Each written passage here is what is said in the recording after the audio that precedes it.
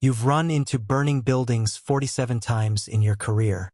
Tonight is number 48, and tonight is the one that breaks you. The call comes in at 2:17 a.m. Residential fire, 3rd floor, 1 occupant possibly trapped. You gear up in the dark. Helmet, mask, gloves, the weight of the tank settling onto your shoulders like an old argument. The truck moves. Your crew moves. You move. Muscle memory. No thinking required. The building is already screaming when you arrive. Flames pouring out of 2 windows on the 3rd floor. Smoke so thick it turns the streetlights orange. Your captain points up. Someone's in there. You don't hesitate. You never hesitate. That's who you are. Image prompt. A flat vector illustration with bold black outlines on a solid white background. Using a limited palette of 2 to 3 flat muted colors. Deep orange, charcoal gray, and off-white. A firefighter in full gear stands before a building consumed by angular, geometric flames. The figure is centered, facing the structure, silhouetted against the fire. Bold black outlines only. No shading, no gradients. You go in. The stairwell is passable barely. Heat pressing down from above like a physical weight. You push to the 3rd floor. Smoke so thick you drop to your knees and crawl, one hand on the wall, moving by feel. And then you hear it. A cough. Weak, but there. You follow the sound. A bedroom. A man on the floor, half conscious. One arm stretched toward a window that never opened. You grab him. You drag him. You don't look at his face. You never look at their faces until you're outside. That's rule 1. Stay focused. Get out. Don't feel anything until you're in the open air. You make it out. The cold hits you both like a wall. You pull your mask off and drop to one knee beside him. Checking breathing, checking pulse, doing your job. And then, finally, you look at his face. And the world stops. You know that face. You have spent 3 years trying to forget that face. You saw it in a courtroom. You saw it in your nightmares. You saw it the day a judge read a sentence out loud and you sat in the front row and felt nothing, because nothing the law could do would bring her back. His name is Daniel Marsh. 3 years ago, he got behind the wheel with a blood alcohol level of 0.19, ran a red light on Clearwater Avenue, and killed your wife. And you just saved his life. So now what do? Her name was Maya. You'd been married 6 years. You met at a mutual friend's birthday, argued about a movie for 40 minutes, and somehow ended up exchanging numbers at the end of it. She laughed at things that weren't that funny. She made coffee too strong and never apologized for it. She had a way of walking into a room that made the room feel like it had been waiting for her. She was 34 years old. The call came at 11:52 p.m. You were already asleep. The voice on the phone was calm and professional and said words that didn't make sense in the order they arrived. Accident. Clearwater Avenue. Critical. And then a word that came a few hours later in a hospital corridor from a doctor who looked like he'd said it too many times before. Gone. You went through the motions for weeks. The funeral. The paperwork. The casseroles people left on your porch because they didn't know what else to do. You went back to work because standing still felt like drowning. Your crew didn't push you. They just showed up next to you shift after shift, and that was enough. The trial came 8 months later. Daniel Marsh sat across the courtroom in a gray suit and looked sorry in the way people look sorry when they know looking sorry might help them. His lawyer talked about remorse, rehabilitation, a single terrible mistake. The prosecution talked about recklessness, about a prior DUI 3 years before that, about a choice, not an accident, to drive. He got 4 years. Served 22 months with good behavior. 22 months. For Maya's entire life. You didn't react when the sentence was read. You just stood up, walked out, sat in your car in the parking garage and didn't move for 2 hours. You weren't angry. You were something worse than angry. You were empty. You told yourself you'd moved on. You told your therapist you'd processed it. You told your captain you were fine, and he believed you because you kept showing up and your job at least still made sense. And then tonight happened. You think you know what this story is about. A man saved by the person he hurt most. Poetic. A test of character. But you don't know yet what happens inside you over the next 6 hours. And that's where it gets complicated. You are still kneeling. The paramedics are 40 seconds away. You can hear the ambulance. Daniel Marsh is breathing. Unconscious, but breathing. Smoke inhalation possibly burns, but alive. Alive because of you. Here is what your body does before your mind catches up. Nothing. You don't move. You don't pull your hands away. You don't lean in. You just kneel there, completely still, while your crew hoses down the building and your captain shouts coordinates into a radio and a neighbor watches from across the street wrapped in a blanket. Nobody knows. That's the thing that hits you first. Nobody on this street knows who this man is to you. To every single person within eyeline, you are just a firefighter who did his job. You saved a life. Good. Move on. But your mind is running 2 tracks simultaneously the way it does in a crisis, and make no mistake, this is a crisis, just a different kind than you trained for. Track 1, professional. Airway clear. Pulse stable. Paramedics incoming. Job done. Track 2, everything else. This man walked out of prison 14 months ago. He served his time, the time the law decided was fair. He has, by any legal definition, paid his debt. And of all the firefighters in this city, of all the shifts and rotations and random scheduling decisions, it was you. The ambulance pulls up. 2 paramedics take over. One of them looks at you and says, "You got him out?" You nod. "Good work," she says, and goes back to her patient. "Good work." You stand up. You walk back toward the truck. And you realize, with a clarity that surprises you, that you are not angry he's alive. What you feel is something more complicated than anger, and it's going to take the rest of this night to understand it. But before you even get back to the station, something happens that you did not expect. Daniel Marsh opens his eyes. His eyes open unfocused, then slowly pull the world together. He blinks. And then, because you haven't moved, because you are still standing 6 feet away without entirely meaning to, his gaze finds you. He doesn't recognize you. Why would he? He saw you once across a courtroom for 2 days.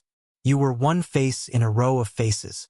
You were the husband, the grieving party, a detail in his worst chapter, just as he was the defining catastrophe of yours.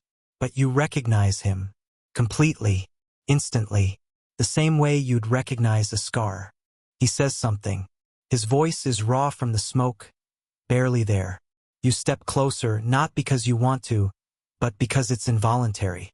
He says it again, and this time you hear it. "Thank you." 2 words. Hoarse and genuine and completely without context, because he doesn't have the context. He doesn't know he's thanking you specifically. He's just thanking the person who carried him out of a fire, the way anyone would. And it lands on you like a physical blow, because he sounds like a person, not a monster, not a case number, not the figure in the gray suit. He sounds like a man who was just pulled from a burning building and is still figuring out whether he's alive. You don't say anything. The paramedic moves between you, adjusts the oxygen mask. The stretcher wheels toward the ambulance. The doors shut. You stand on that sidewalk for 10 more seconds. Then your captain calls your name. You turn around. You go back to work. But something has cracked open inside you. Something that was locked tight for 3 years. And you don't know yet if what comes out of that crack is going to destroy you or finally set you free. You think the hardest part is behind you. You are wrong. Because in 4 hours you are going to make a decision that has nothing to do with fire and everything to do with who you actually are. You didn't plan to go. You told yourself you were going home, that you'd sleep, that whatever this feeling was it would compress itself back down where you keep things you don't look at. You've gotten good at that. 3 years of practice. But at 4:40 a.m. you are sitting in your truck in the parking lot of St. Aurelius Medical Center, and you don't entirely remember driving here. You changed at the station, stripped off the smoke smell, put on regular clothes, tried to re-enter the world as a civilian. But your hands still carry it.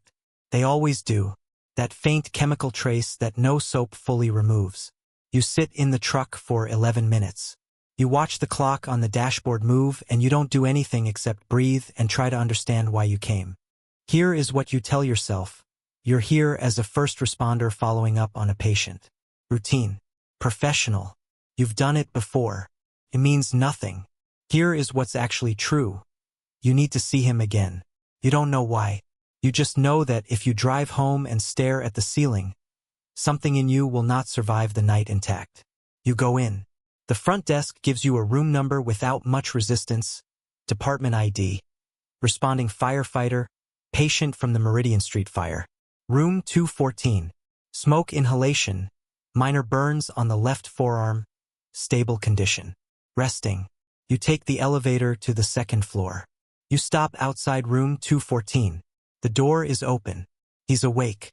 Propped up slightly against the pillow. Oxygen tube under his nose. Left arm wrapped in white gauze. He's looking at the ceiling. He looks smaller than he did in the courtroom. He looks like someone who has been through something tonight that reminded him his life can end. You step into the doorway. He hears you. He turns his head. And for the second time tonight, he looks at your face. Except this time, something in his expression shifts. Something uncertain moves behind his eyes. Like a word he almost remembers. You were there, he says. Not a question. A recognition arriving slowly. Like something surfacing from deep water. At the building. You're the one who... Yes, you say. A beat. He nods, slow and careful, the way people move when their body is still taking inventory of itself. I didn't get to say it properly before. He pauses. Thank you. I mean it. And you stand there in the doorway of room 214, and you make a choice. You could walk away. You could say nothing. You could let him keep thanking a stranger and leave this hospital and never come back and spend the rest of your life deciding what kind of person you are in private. Or you could say it. You say it. I know who you are. The silence that follows is the kind that changes the shape of a room. His face does something complicated. The gratitude drains out of it first. Then confusion. Then a slow, terrible dawning as he looks at you. Really looks at you. And starts to search his memory for where he's seen your face before. And then you watch the exact moment he finds it. He doesn't speak for a long time. Clearwater Avenue, you say. You're not shouting. Your voice is completely level, and that surprises you because you expected rage and what you got instead is something quieter and heavier. 3 years ago, Tuesday night. Her name was Maya. I know, he says. His voice has gone very quiet. I know who she was. Do you? Still not a question. Not quite an accusation either. Just 2 words laid down between you like something that needs to be examined. Every day, he says. And then he stops. Because he knows, he must know, that whatever he says next can sound like nothing. Can sound like an excuse dressed as remorse. He's a man who has had over 3 years to construct a version of his guilt that he can live with. And maybe he has. Maybe he carries it genuinely. You have no way to know, and that's the thing that has been eating at you since the sidewalk, isn't it? You don't know what's real inside him. You never got to know. The trial gave you facts. It never gave you him. Why did you do it, you say? Not legally. Not for the record. Why did you get in that car? He closes his eyes. Because I told myself I was fine. Because I'd driven like that before and nothing happened. Because I was 20 minutes from home and I was tired and I made the worst decision of my life and I have to live inside that every single morning. You don't say anything. You let it sit. I looked for you, he says. After I got out. I wanted to. He stops. I didn't. I talked myself out of it every time. Because what do you say? Because everything sounds like you're trying to make yourself feel better about something you don't deserve to feel better about. The monitor beside his bed beeps softly. Once. Twice. You pulled me out of that fire, he says. You knew who I was and you pulled me out anyway. I didn't know yet, you say. I found out after. But you stayed. You did stay. You stayed on that sidewalk and you drove to this hospital and you walked into this room and you said his truth out loud to his face. And you are still here. And you are trying to figure out what that means about you. Here is the question you walked in here with. Do you hate him? And here, standing in this room at 5 a.m., looking at a man with gauze on his arm who just told you he thinks about Maya every single morning. Here is the answer. It's not hate. It was never hate. Hate would have been easier. What you've been carrying is grief wearing hate's clothes, and in this room, in this light, some of that clothing is coming off. That doesn't mean you forgive him. That doesn't mean this conversation fixes anything. Maya is still gone. That is a permanent fact that no hospital room conversation can touch. But something else is also true, and you need a minute to let yourself admit it. You leave the hospital at 5:23 a.m. The sky outside is that particular shade of pre-dawn dark blue that exists for about 20 minutes before the light begins, and you stand in the parking lot and breathe it in. You did not forgive him in that room. You want to be clear about that, inside your own head at least. Forgiveness isn't a switch. It's not a decision made in one night in a hospital. If it comes at all, it comes slowly, over time, in increments you don't always notice until you look back and realize something heavy is lighter than it was. But you did something tonight that you have never done in 3 years of carrying this. You looked at the thing directly. You said her name in the same room as the man who took her. You asked the question you've been asking in empty cars and empty apartments for 36 months. And you got an answer that wasn't satisfying because no answer ever will be, but was at least real. Here is what you know now that you didn't know at 2:17 a.m. when the call came in. You know that you are not the same person you were the day Maya died. That person was whole in a way you are not and will never be again. But you are also not the person you were the day you sat in that parking garage for 2 hours and felt nothing. That person was sealed, closed, surviving by not looking. Tonight forced you to look. You get in your truck. You don't start it yet. You sit there the same way you sat there when you arrived, except now the question is different. When you arrived, you were asking yourself why you came. Now you're asking yourself what comes next. Not with him, you don't owe Daniel Marsh anything. Not forgiveness, not contact, not a resolution that makes his guilt more bearable. That's his work to do. But what comes next for you? You think about Maya. Not the accident. Not the trial. Not the 2-word sentence a doctor said in a hospital corridor at 3 a.m. You think about the coffee mugs. The argument about a movie at a birthday party. The way she walked into a room. You let yourself think about her without letting the last night of her life swallow everything else. And that, right there, that small internal act is the first time in 3 years you've been able to do that. You start the truck. You drive home. The sky is beginning to shift. That thin line of blue getting lighter at the edges. Not dawn yet. Almost. You've run into burning buildings 48 times in your career. 47 of them, you came out the same person you went in. Tonight was different. Tonight you went in a man who had sealed himself against something he couldn't survive feeling. And you came out someone who has decided, without quite deciding, to try feeling it anyway. That's not a happy ending. It's not an ending at all. It's just a door that wasn't open before.